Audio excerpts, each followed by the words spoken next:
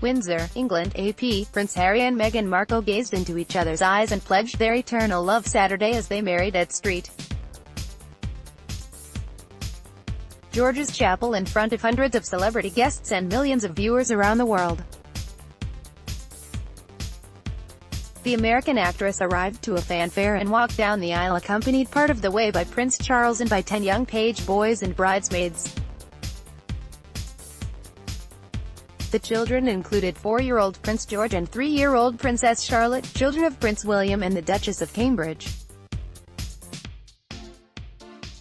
Markle's sleek white dress, designed by British designer Claire Waite-Keller, had a boat neck and was made of silk.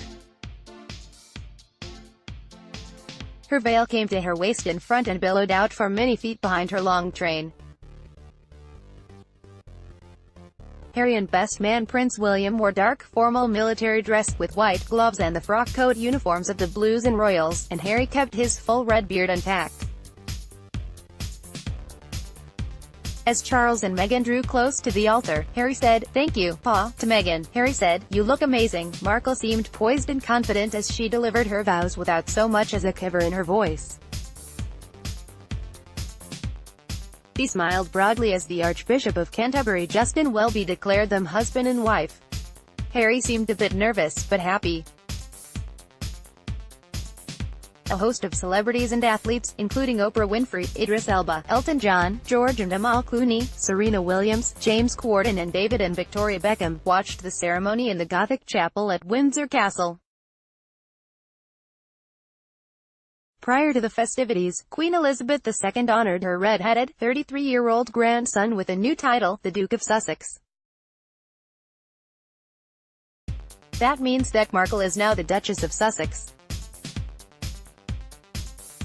The wedding was a global event, thanks to Harry's status as a senior British royal and Markle's celebrity after starring on the US television series, Suits, for 7 years. The wedding pomp and ceremony, complete with Anglican prayers and tradition, classical music, a gospel choir and a horse-drawn carriage ride through Windsor, was beamed live to tens of millions of TV viewers across the world.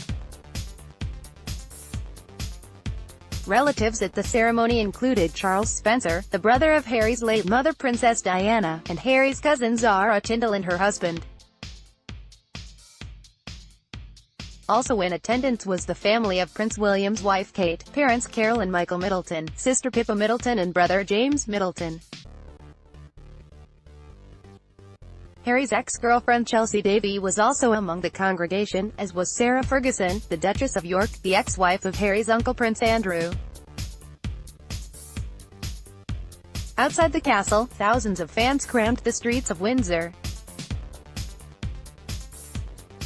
Irene Baudry, a lawyer from California, was aboard the jammed early train to Windsor. She booked her trip to England as soon as the wedding date was announced. "An American in the royal family? Isn't that so exciting?" she said. The weather was balmy and clear, bathing the ancient stones of Windsor Castle in a beautiful spring light.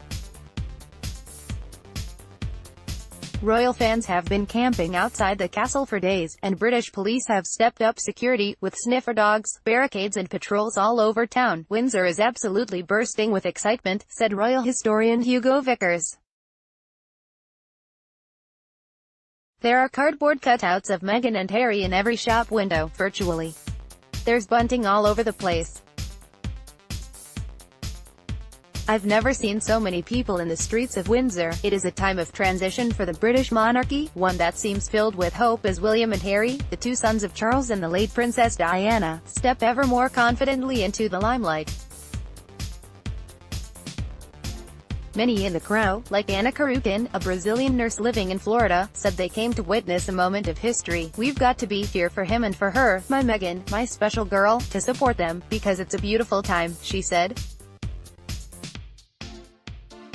"I wish that Diana was here, but she's in heaven watching over them." The brothers found the time amid the wedding hoopla to stroll outside the castle Friday evening to thank fans for coming. A smiling Harry gave a thumbs up and answered, "Great, thank you," when asked how he was feeling on the eve of his wedding. And it seems to be a time of joy for 92-year-old Queen and her 96-year-old husband, Prince Philip, who plans to attend the ceremony despite his recent hip replacement surgery. She is seeing her grandson marry a woman who clearly has brought him the happiness he's often said was missing from his life after his mother's premature death. Family tableau played out on the broadest possible stage. Dozens of broadcasters set up on the castle grounds for a visual feast. The chapel itself is a masterpiece of the late Gothic style, and Windsor Castle has been home to British sovereigns for nearly 1,000 years. After the ceremony, the newlyweds will ride a horse-drawn carriage through the streets of Windsor, flanked by a British military procession with many officers on horseback. Then it will be off to the first of two gala receptions. The first will be hosted in the afternoon by the Queen, with finger foods, wine and champagne. The second, smaller reception is being thrown by Charles. A 3-hour break in between will allow for a rest and a change of outfits for the lucky 200 invited to the evening soiree. The chapel service will reflect Markle's American roots. The most Rev. Michael Bruce Curry, the African-American leader of the Episcopal Church, delivered the sermon, and the musical selections included versions of Ben E. King's Stand By Me, and Etta James's Amen, This Little Light of Mine. Harry invited buddies from his 10 years of military service, which included tours of duty in Afghanistan, and from many of the charities he supports, which have focused on helping wounded veterans or encouraging a more open discussion of mental health issues. The couple also honored the memory of Harry's mother Diana, whose older sister Jane Fellows gave a reading during the wedding service.